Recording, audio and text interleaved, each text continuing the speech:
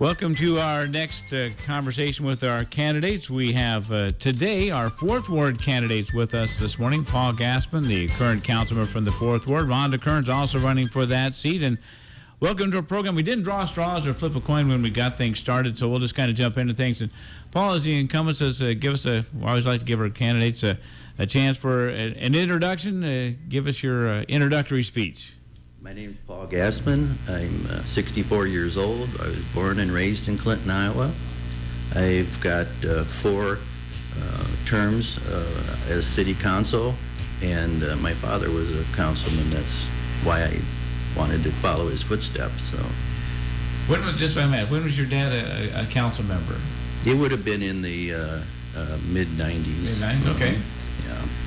Rhonda Kearns with us. Rhonda, give us an introduction. Sure. Rhonda Kearns. I grew up in Lyons, and then my husband and I ended up moving to Chicago due to a job situation.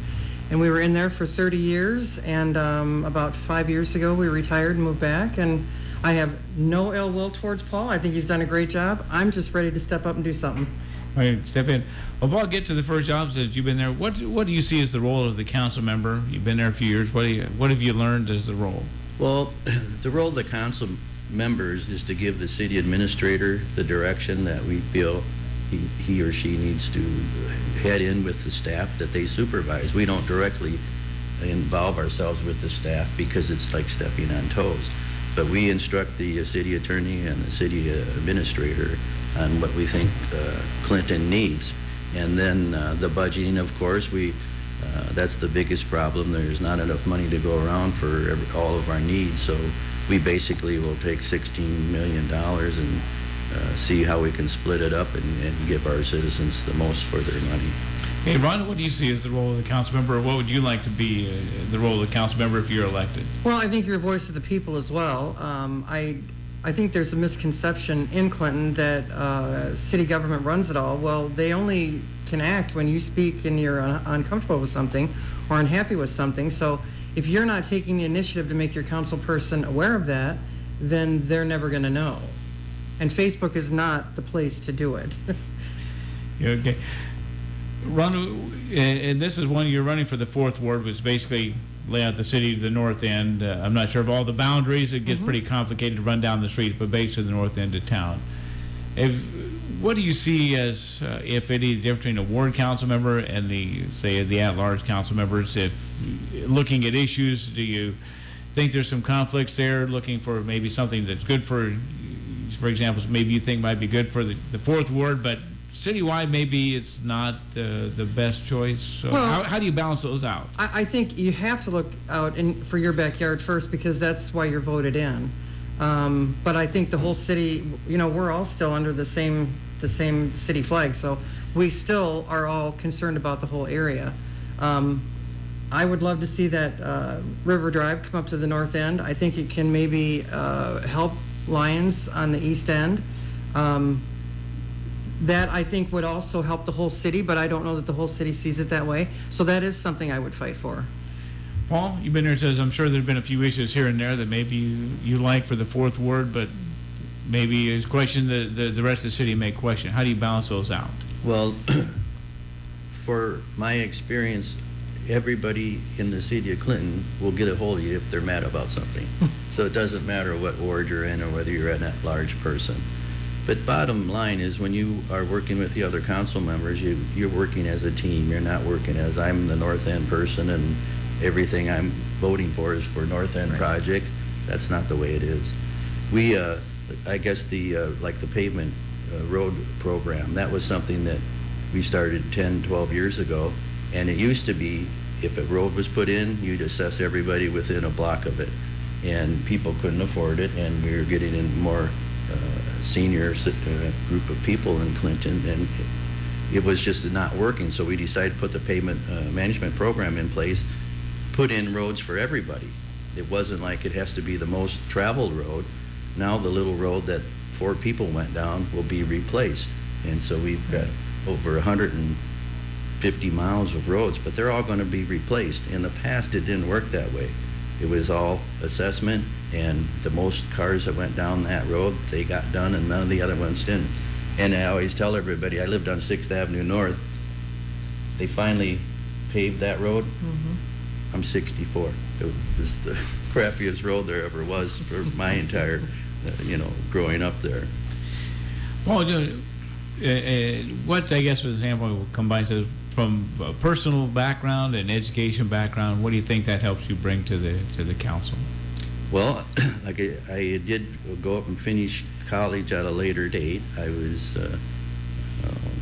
in my 30s, late 30s, and I finished it up as something I didn't do from high school. I just didn't think it was important. But I learned that it is very important. The more education you can get, however you get it, helps you make better decisions. Instead of making, I think this is what I should do, you actually have a way to go and research things and say, here's how it's done. A good example is we've got a city attorney that has a lot of people working with them. So if we have something we want done, we ask them for the information, and they'll tell us what they do with the other cities around that they represent. We never had that kind of information before. It was like, well, what should we do? And make the best decision you possibly can. But now there's so much information, it's very, very easy to make an informed decision. Okay. Ron, what do you think personal background and education and experience helps you bring what to the table? Well, I've never worked in city government before, so that is, working against me. However, I worked for a company, Gallagher Bassett Services in Chicago for 23 years, and I was a business systems analyst. So that analyst part of it, I like to understand things. So I like to get in there, and I have to make an informed decision. If I'm not informed, I'm not going to make that decision. So I like to dig. It's good. Yeah. One of the issues that comes up frequently, more and more, seems like in the past couple of years, is the issue of kind of combine abandoned structures, what to do with them, nuisances, they all come under the Building Neighborhood Services Department in some sense or another. What are your thoughts on that? How should the city proceed addressing some of those things? Do you think they should try to find a way to address some of those things quicker, sooner? You like the way they're doing it? I think we've got to move a lot quicker on some of these because it's just destroying some of our neighborhoods. My block, for instance, has I think 5 empty houses on it. Some of them need to be torn down. Some of them are rental properties that have had less than desirable people in there. Some are fine, but it can tear a whole neighborhood apart, and it can make you want to sell your home and move. So I think we are not acting fast enough on that. I think it's got to happen quicker. Paul, get that combined building neighborhood services issues from homes to nuisances. Well, times have changed. 10, 15 years ago, it wasn't an issue at all, was it? No. But today it is, because people, again, can't afford to keep up their homes. The renter population has changed quite a bit. It's not as easy as it was in the past to rent to a family and have them there for years and years. But now, not just Clinton, but most communities have these new laws that allow them to take these homes. They couldn't before. You just had to let them fall down and they clean up the best.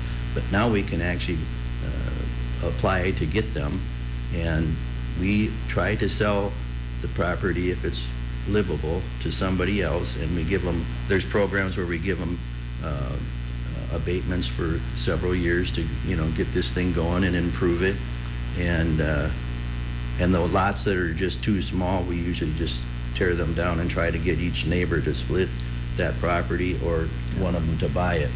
I agree there's way too many homes. I think there's over 250 of them that are abandoned in Clinton, and that never was a problem when I was growing up, but it is today. Yes. And it's not just Clinton. There's a lot of communities that people just give up and leave.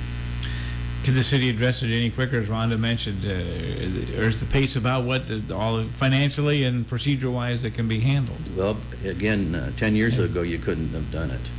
Today we can, because we've got new laws that allow us to be able to do it, so we can increase the amount of activity in this area.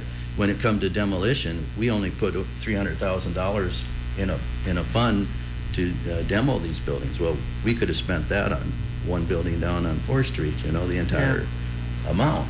So we have to fund it more and find ways to take these and rehab them and put them back to good use.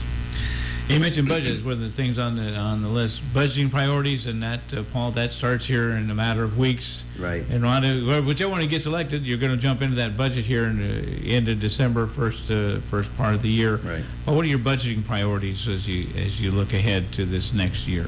Well, again, most of the money, unfortunately, well, I shouldn't say that. Most of the money is spent for services. The fire department's, I think, $7 million of it, and the police is $5 million of it. So there's maybe $4 million left for other things. And, we spend $1 million on a fire truck and things like that. So you really don't get a lot. But I think what we're doing, though, is retiring a lot of debt, which has allowed us to borrow some more money without it hurting us. And we borrowed like $10 million in the last budget to get a lot of things done. And you can see that, like our parks, look at all the new equipment they put in it, and the soccer field, that'll be 2020 when it's completely done. It'll be the best one in Iowa, or probably within 500 miles of here. We have a lot of projects that are being done, and it's because we can borrow. We couldn't borrow before. When I first got on the city council, we had lost the M&E tax, machinery and equipment tax, and that's what everybody was counting on to fund a lot of things. So we did nothing. We didn't even fix streets then. So we're in a much better position, whoever gets in, to be able to do things that you want to get done. Rhonda, what are your budgeting priorities as you look ahead? What do you think in that budget process? I think I love what Paul's saying, that we're going to be able to get things done, because that's tremendous. And but I think that there are some small streets, again, that only affect certain people, that are just horrendous in Clinton. And I think that and they're not all in the 4th Ward. They're all over town. And when you come across them, I make a note, like, this is one of those. I still think that we have some drainage problems in certain areas, and I think that maybe some of that has to be addressed. I know that we've put in the new pumping facilities, but I still think we have issues with some of that stuff that we've got to look at.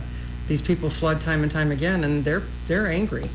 But I think the Parks and Rec stuff is terrific. I think that is a great family vibe in Clinton. I really think that helps to keep people here. But I'd like to put more money towards those houses. Mm-hmm. Hey, Rhonda, time commitment. Obviously, you serve on the city council. I'm retired. I've got all day. Not a problem there. It's not a problem. I mean, of course, I don't want to spend every day and put in 40 hours a week, but there are times that you might have to put extra time in. I'm prepared. Well, what about the time commitment? Can you handle? You've been on the council for a while. How's that work out for you?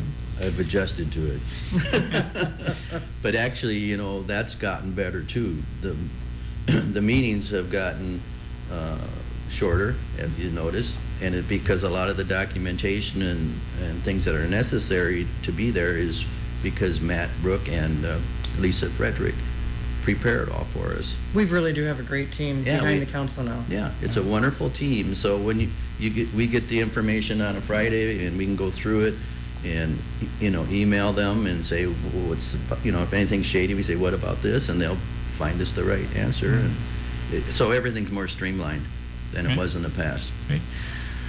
Well, what about the relationships with other groups in town, whether it's school board, down at county supervisor, we often look at those, but there's others, the chamber, the CRDC, any groups.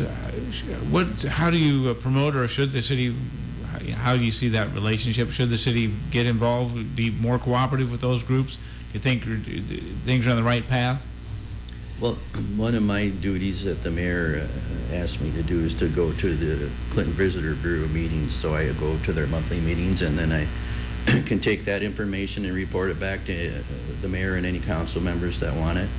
I know the city does give the CRDC, I think, $60,000 a year to help them get the job done for, like, our rail park and any other businesses that want to come in. We help them. This one thing about Clinton is there's so many groups, volunteer groups, that do tremendous things. The Rotary is one of them. Look what they did for our Eagle Point Park. The ones that spearheaded fixing the lodge, which was falling into the ground. Again, it was a money issue. And we would just sit and watch it fall on the ground. They actually put the spark in us to take care of our parks, not just that one. But now we're trying to take care of all of them. And again, the fact that you can borrow now and it not harm you, the borrowing, you can get these things done. We were retiring a lot of debt that was from the past, and that frees up a lot of money then for us to pay off these new loans. What about relationships with other governments, groups? Oh, absolutely, it's important. I mean, I think you have to do that.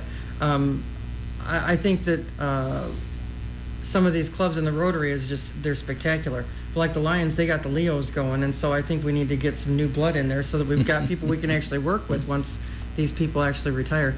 No, I've been involved with the Downtown Clinton Association, and I was on the board for them, and I've helped with the Music on the Avenue.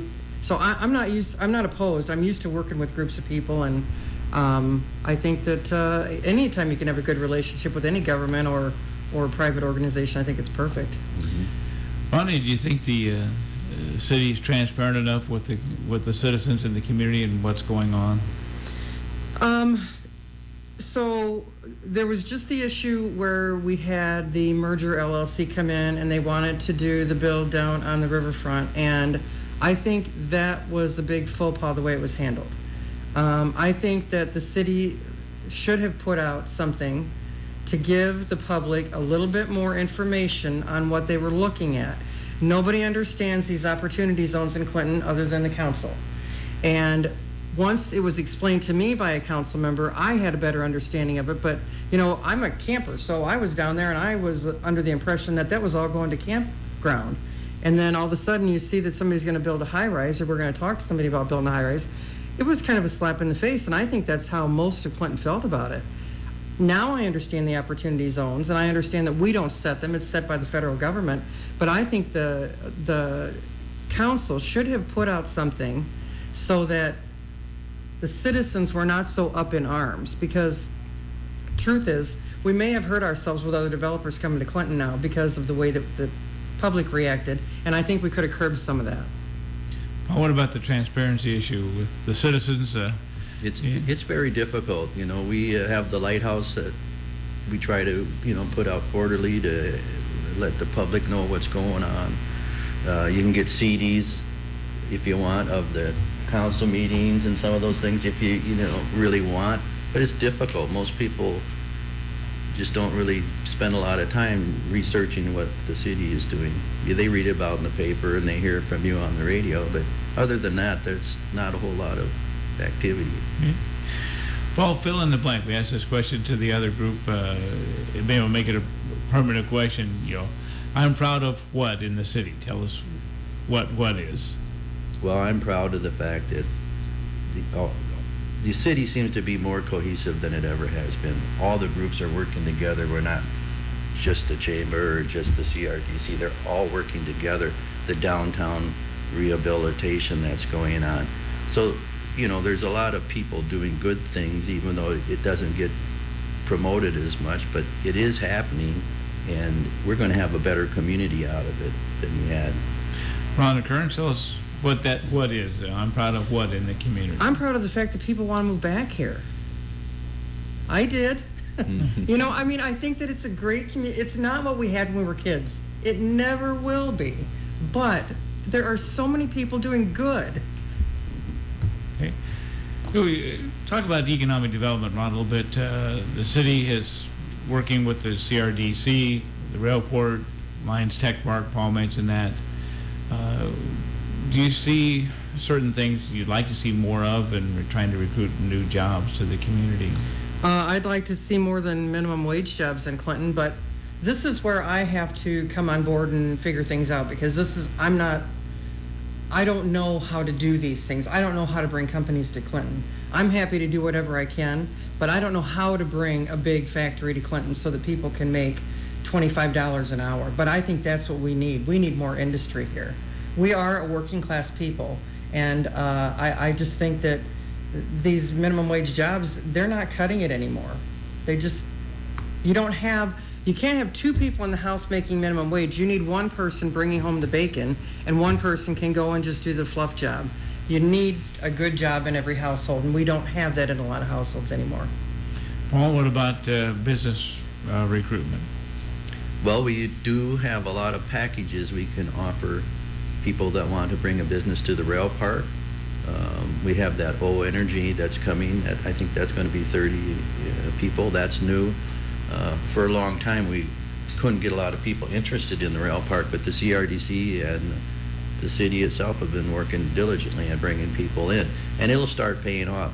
I agree, you have to have factories with good paying jobs, otherwise we'll never get out of the level we're at this point in time. I love Clinton, and I never wanted to move away. I've traveled, and that's taken care of my desire to not be in Clinton. There you go. But I think it's one of the best communities. It's on the river. I mean, we have so many wonderful things in Clinton, Iowa. It hurts me when somebody complains about it. Oh, one quick question to you. Both of you talked a bit about the role of the council and setting kind of the parameters. Is there input you'd like the council to have that maybe you that doesn't happen, or do you get a chance to do that behind the scenes? Input beyond, you mentioned, just kind of setting the parameters. Well, as far as my working with the other council people, it's not a problem. I can call or email them and talk to them anytime, have lunch with them. You know, they're available, and they're just as interested as I am in making this community great. And we try real hard to bring the downtown back and have places for our kids to go and be entertained. So it's not a problem in that respect. Okay. Rhonda, what about that further input, maybe beyond what we see at the council meetings and those kind of votes? What do you think about that process? Well, I agree. I think all the council people work pretty well together at this point. But one thing I've noticed is that I think that we don't require all of our laws to be enforced that are on the books. And unfortunately, when you let some of the little stuff go, then the next little thing goes. So first the guy's mowing his grass clippings into the street, and then he's leaving his garbage bins out there, and then the leaves are going out into the street because he's not picking them up. So if you can curb these things a little bit at a time, and I think we've got to push our law enforcement a little bit more on citing people for the little things that we can do to clean up our neighborhoods. I would like the council to get behind that. There's a lot of laws that we have on the books that we do not enforce, and it's simple things. We have just gotten a little bit lax on it, and I think we've got to stiffen up, and it would do just huge things to clean up Clinton.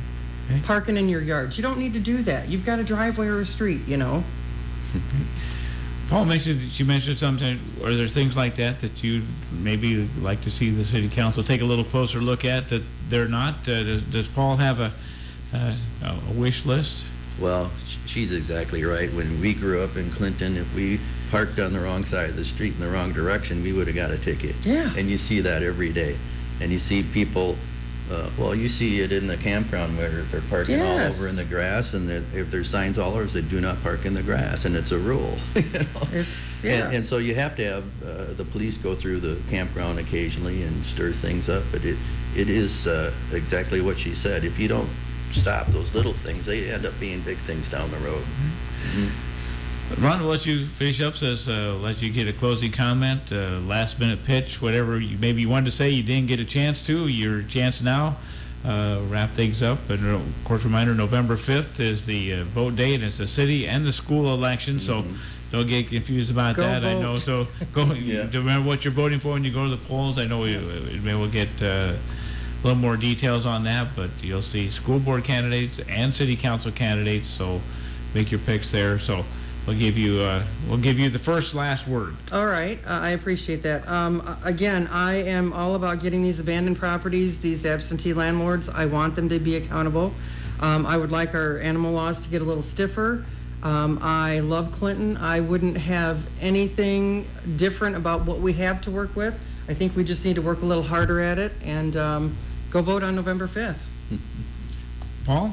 We'll give you the last word today. You got to start it, you get to finish it. Well, I appreciate the Clinton residents letting me serve for 16 years on city council, and I'd be glad to do it again.